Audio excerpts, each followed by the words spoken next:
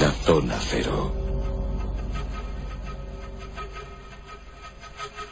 Hoy tenemos un monográfico ciertamente espectacular.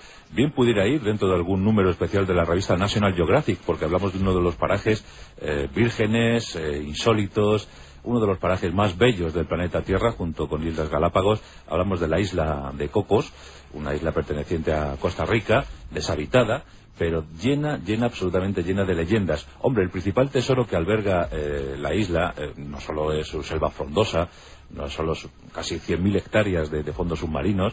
El principal tesoro es el turismo, que deja casi 10 millones de dólares solamente por los submarinistas que quieren ir a contemplar aquella maravilla natural. Pero tiene muchos misterios, encierra muchos misterios la isla de Cocos, y de ella vamos a hablar esta noche con nuestro querido Carlos Canales. ¿Qué tal? Buenas noches. Hola, buenas noches. Bueno, te veo vestido de pirata, estás a punto de ir a la isla de Cocos, ¿eh? Benito, espada sangrienta. Hombre, Benito Bonito, decía. Efectivamente. Benito Bonito, espada sangrienta, todos los piratas de principios del siglo XIX. ¿Qué tal, Jesús Callejo? Buenas noches. Muy buenas noches. Bueno, te veo de capitán escocés yendo con el tesoro de Lima rumbo a la isla de Cocos. Pues casi. Yo creí que ibas a decir que iba a ser de Benito Atún. Benito Bonito. ¿Qué le puso Benito también? Sí. Se llama Benito Bonito, pero vamos, espada sangrienta yo creo que va más, ¿no? Ad hoc. Era un pirata que daba más miedo que el otro. Lo de bonito, el pirata bonito, como que no comía demasiado. Bueno, pues hablamos de una isla maravillosa, Jesús. La isla de Cocos, pues es un paraíso virginal todavía, si digo bien todavía, es uno de los grandes parques de Costa Rica, y afortunadamente está en ese país que lo protege todo. Pues sí, la verdad es que Costa Rica, como país de Centroamérica, es uno de los países más monumentales, ¿no? Y de hecho es el que más parques nacionales tiene en proporción a su superficie. Yo soy una de los países donde he estado y desde luego doy fe, ¿no?, de que es un lugar donde preservan muy bien su naturaleza, su patrimonio, y desde luego quieren evitar a toda costa que les ocurra lo de su vecino Nicaragua, ¿no? Toda la deforestación y toda la barbarie un poco que ha generado la guerra y las guerrillas. Entonces, en ese sentido, es verdad que Costa Rica tiene una conciencia ecológica envidiable, ¿no?, y ha sido ejemplo pues para otros países. Y efectivamente, dentro de lo que es su territorio, aunque en este caso estamos hablando de 500 kilómetros de distancia de Costa Rica, está esta isla de Coco, o de Cocos, o del Coco, tiene distintos nombres, que ahora mismo está considerada, bueno, pues parque nacional. Desde el año 1978 está considerado parque nacional. También es un sitio de patrimonio natural de la humanidad y también declarado humedal de importancia internacional.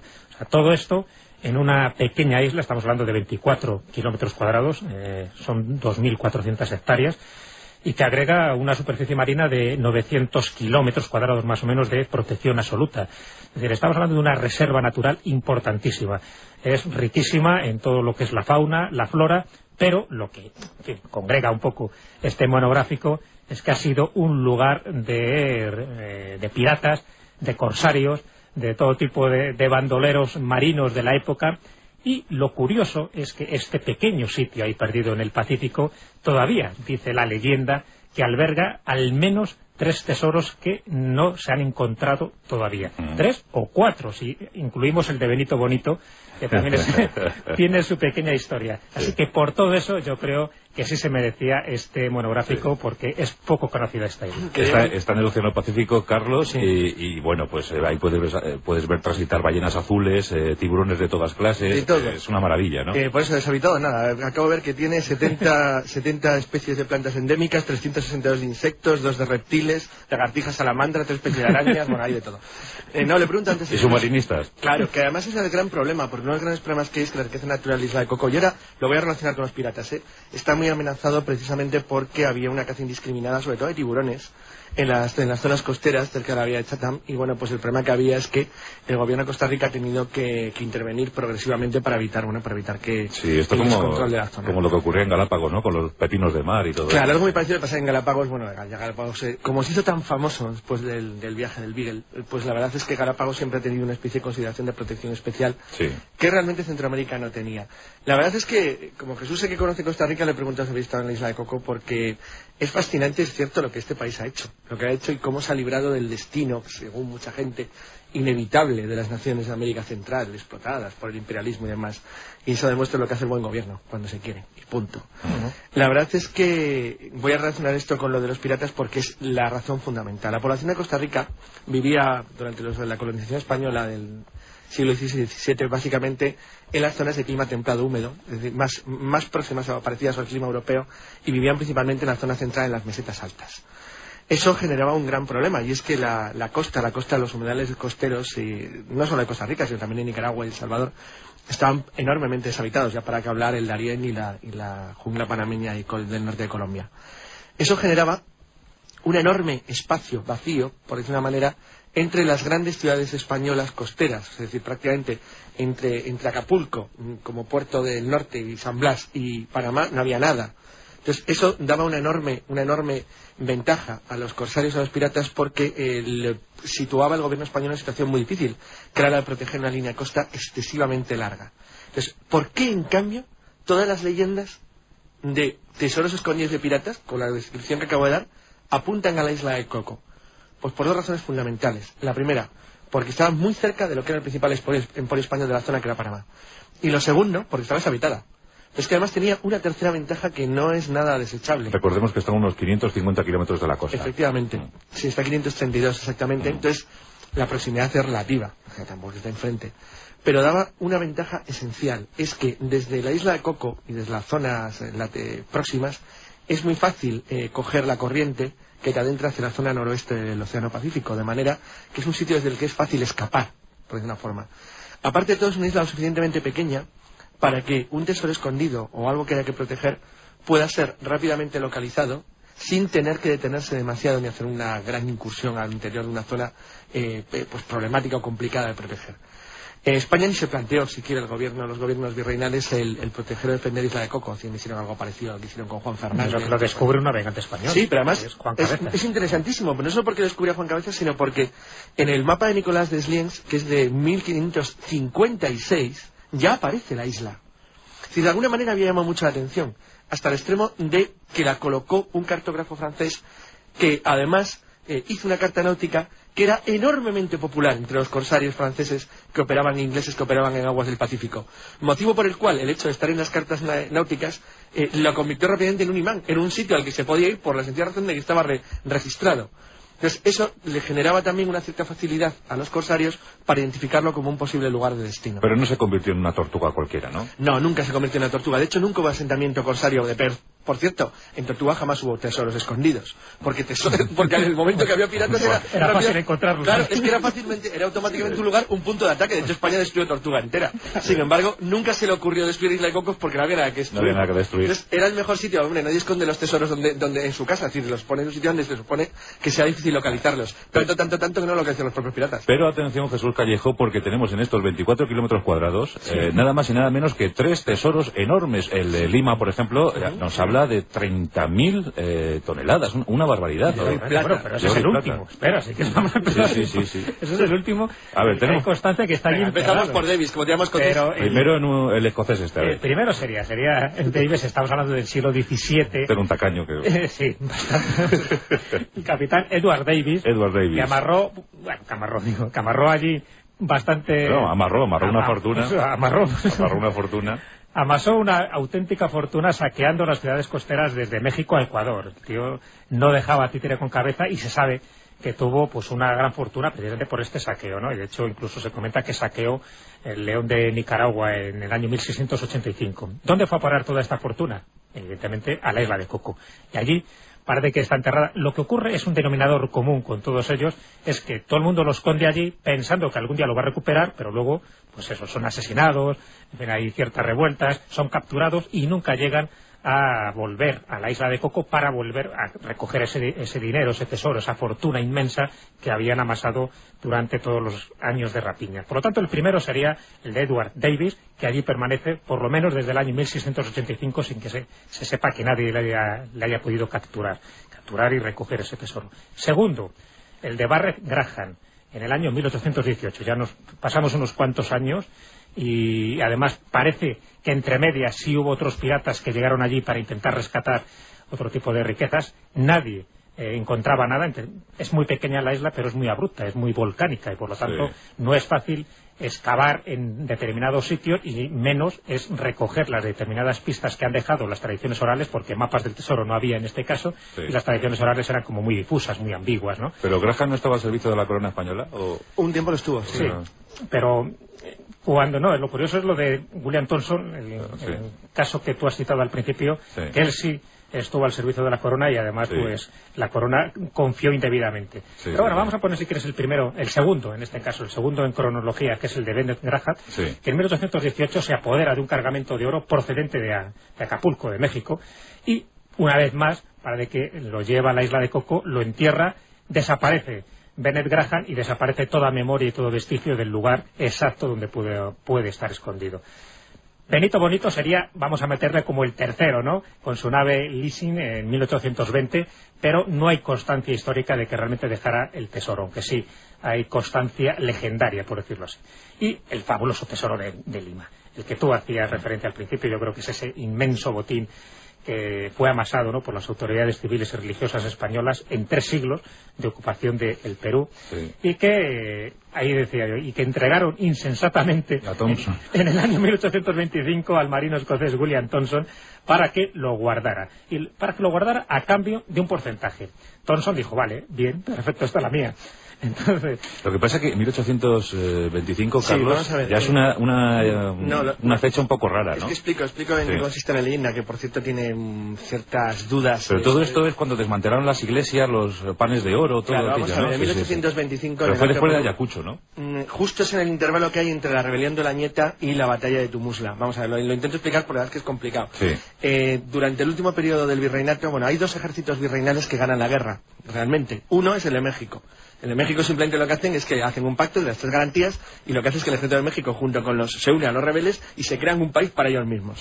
Y el caso de Lima es prácticamente idéntico. Es decir, cuando el virrey está a punto de acabar con los últimos restos de los ejércitos republicanos, menos con los de Chile y Argentina que combaten en el sur, se produce un problema, y es que reciben las noticias de que se ha amotinado el ejército que iba a partir para allá, el de Cabeza de San Juan, la rebelión de Riego, y que se instala un régimen liberal en España. El trienio.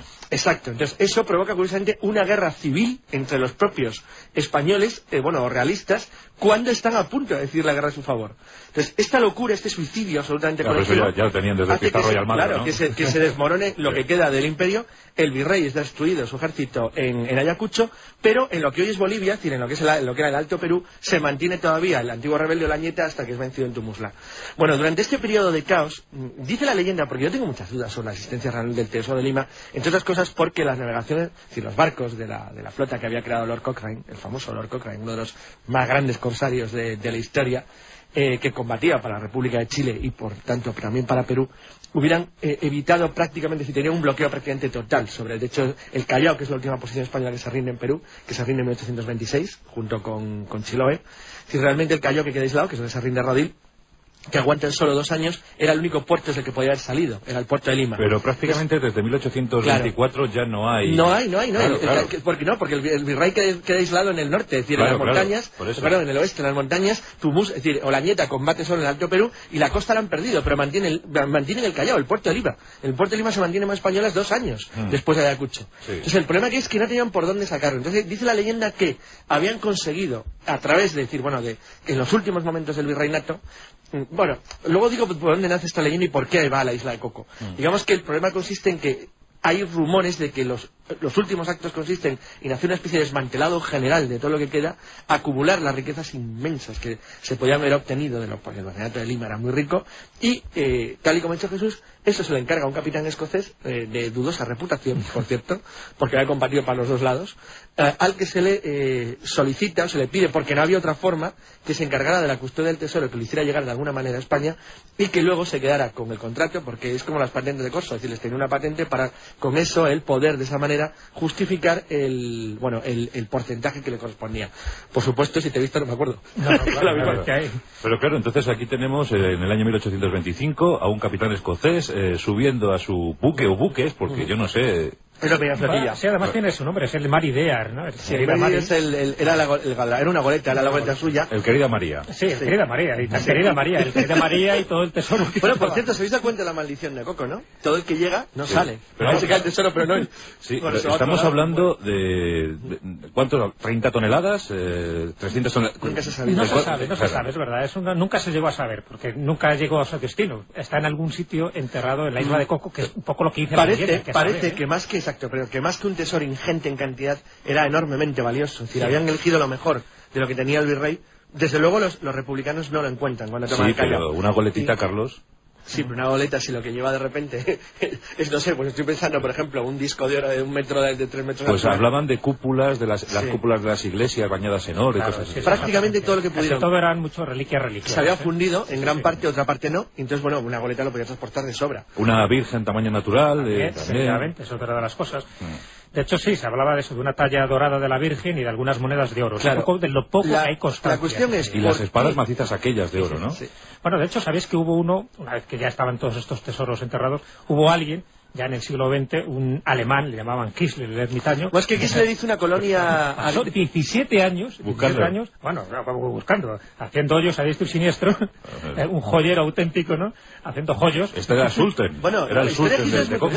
A los 17 años, él y su mujer, los dos, no llegaron a encontrar nada. O sea, le fue prácticamente imposible. Fíjate que él sí recopiló muchísimas de las leyendas, de las tradiciones, de todas esas tradiciones orales. Fue imposible. Esto lo extraño. En una pequeña isla de 24 kilómetros cuadrados... Ahí está, por eso es la leyenda. ¿Puede haber algún tesoro? Hombre, posiblemente sí, porque es verdad que pasaron más de estos 4 piratas que acabamos de decir y más de estos 3 tesoros posiblemente. Pero ¿tú crees que a lo largo del tiempo en esa pequeña isla no se hayan podido encontrar? Claro que se habrán encontrado, lo que pasa es que nadie habrá dicho nada, porque si no, parte de ello pertenecería a Costa Rica. La historia de Kistler es genial. Kistler es el segundo intento de Costa Rica de colonizar Isla de Coco. El primero fue una colonia penitenciaria, que era lo clásico, donde mandaban a los penados, que fracasó a finales del siglo XIX. Pero Kistler le solicitó al gobierno de Costa Rica una patente, así, literal, para hacer una colonia con ciudadanos alemanes. Llevó emigrantes alemanes para intentar hacer una colonia agrícola, agropecuaria, en Isla de Coco. Fracasó a principios del siglo XX, pero él ya tenía en mente la idea de que una vez que fracasara la colonia, entonces que si se hacía rico le daba igual. Bueno, fue nombrado gobernador. Claro, de hecho estaba todo el día con un pico y una pala. Claro, se la conocía mejor que nadie, 17 años no me dirás. Y no tenía que hacer, se pasaba todo el día agujerando la isla y metiéndose en las cascadas y las grutas y así encontraba algo. Hay que reconocer que antes de que se hiciera la colonia agrícola, ya era una colonia penal. O sea, que ahí llevaban a la gente pues, para que se muriera de asco, literalmente. Efectivamente, una especie de isla del diablo, a ver quién se iba a escapar allí a 500 kilómetros de la costa. No llegó al extremo de España, que eligió la isla de Juan Fernández como colonia penitenciaria, que es el lugar más horroroso del mundo para que te envíen.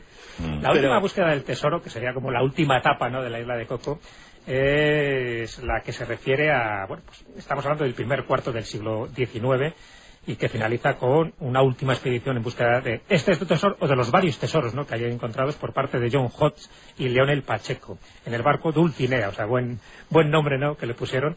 Es una expedición, esta última, que se autorizó en el año 1992. O sea que, como ves, muy recentita. La última, pero se han constatado, se han confirmado unas 500 expediciones a lo largo de la historia. Claro, por eso te digo que ahí está, ese es el gran enigma que tiene la isla de Coco. Por eso 500 ilustrados buscando el tesoro y no lo encuentran, claro, ¿no? Los ilustrados, ya digo que el Kistler es el más conocido porque yo creo que fue el tesón, una especie de Schliemann, pero fracasado porque no llegó a encontrar nada. Claro, le hicieron gobernador por hacerle algo, ¿no? Porque claro, sabía toda la población por cortesía. De peces incluso. Sí. No, era por cortesía. Bueno, y la verdad es que yo creo que fue una de las personas que también intentó ayudar, ¿no?, a preservar esa naturaleza salvaje que había por aquella época.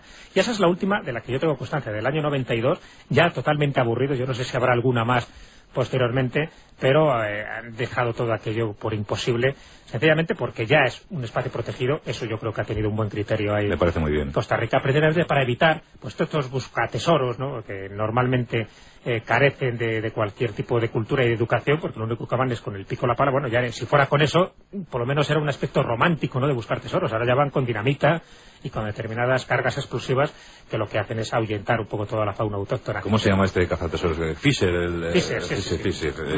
Mel Fisher. La verdad es que te llega uno de estos y te lo esquilma, ¿eh? O sea, sí. No sé lo que puede encontrar allí. Desde luego yo creo que la fama es posiblemente inmerecida, pero sí ha dado a toda la isla ese aire romántico, ese aire de piratería en la época dorada de la piratería, y posiblemente, ¿por qué no?, alguno de estos tesoros de los que acabamos de comentar pueda estar allí aguardando un buen momento. En cualquier caso, que lo encuentre, que lo done a cocosisland.org. La página web de la fundación que protege, es la fundación que protege. Sí. Hombre, y si quieren enviar una de esas espadas, natural, una de esas espadas de oro macizo aquí al programa, pues también será bien recibida. No vamos a hacer negocio con ella, simplemente la vamos a exhibir aquí en nuestros estudios. A mí me tiene esto muy sorprendido ahora que estoy preparando el libro de los conquistadores, como sabéis, pues claro, ese tesoro de Lima, que habla de de una treintena de espadas de oro macizo, ¿no? Madre mía, y claro, el valor es incalculable, o sea, no sé, pero es que tampoco está muy confirmada la presencia de esas espadas en Perú, ¿no? Claro, ahí está el problema, todo el problema del tesoro último, el tesoro de Lima. Los otros son mucho más factibles, ¿eh? Sí, el primero, el de Davis y el Bachelor Light, la verdad es que el cofrecito, tal, eso sí puede ser. Sin embargo, claro. el de Lima, el problema es que tiene dos problemas insolubles. El primero, por dónde sacar el tesoro, y el segundo, por qué nadie lo vio. La verdad es que es muy complicado. Sí. Bueno, recordemos, vamos a enumerar esos tesoros, Jesús, por si algún aventurero se quiere acercar. Pues alguno, venga, vamos a hacer incluso los 4. A ver los 4. El primero, el del capitán Edward Davis, estaríamos hablando del siglo XVII. Después el de Bennett Graham, estamos hablando del año 1818. Esto vamos a hablar de un tamaño medio. Sí, un tamaño medio. Este es de Acapulco. No sé, algo encontró en Acapulco y lo enterró en la isla de Coco. Sí. El tercero, el de Benito Bonito, estaríamos hablando de 2 años después, sobre 1820. Este vamos a dejarlo en cofre. Y el gran tesoro, el fabuloso, el tesoro de Lima, el que se llama el tesoro de Lima, el que encargan las autoridades españolas de una forma insensata a William Thomson, y ese es el que se ha perdido en algún sitio indeterminado, o bien del Pacífico, porque posiblemente no hay que descartar la posibilidad de que lo tiraran, ¿no? Porque sabes que al final fue capturado Thomson y ante la inminencia de esa captura pudiera tirar parte o todo el tesoro en alguna parte, en alguna zona indeterminada del Pacífico, por lo tanto a saber cuándo se encontrará, o bien en la isla de Coco. Esos son los 4 tesoros que se han estado buscando de una forma reiterada en esas 500 expediciones, incluida esa última del año 1992, e incluido, en fin, al persistente Hitler, el ermitaño, como así le llamaban, el famoso gobernador, que o si dio sus frutos, desde luego nunca nos hemos llegado a enterar tras esos 17 años de búsqueda incansable. En definitiva, esto es una especie de... Isla del Roble. De Isla del Roble, efectivamente, me estás leyendo el pensamiento.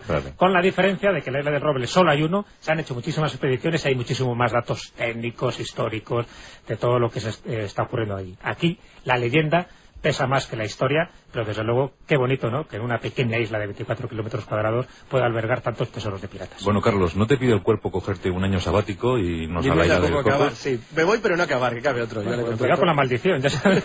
Pero sabes que el que deja el tesoro allí luego desaparece. Bueno, está bien, vamos, cavamos Jesús y yo, pero luego nuestra parte será mayor, ¿eh? Luego hablaremos de vuestro tesoro, algo habréis dejado. Bueno, como anécdota, que Spielberg parece que se inspiró en esa isla para la isla Nubla, ¿no?, de Parque Jurásico. Eso sí que es un tesoro, ese sí que lo pilló con tanto y sonante, ¿eh? Efectivamente, eso es la anécdota, eso es lo importante que tienen que retener un poco los Fíjate que bien caería, es la Nublar ahí habitada por velociraptores y visitas. Va a ser difícil, sí, en esa pequeña superficie va a ser desapercibido un poco. Bueno, mira, yo lo siento, pero ya sabéis lo que pienso sobre Spielberg. Si él lo ha dicho, porque puede ser. Palabra de Spielberg. La Rosa de los Vientos, Onda Cero.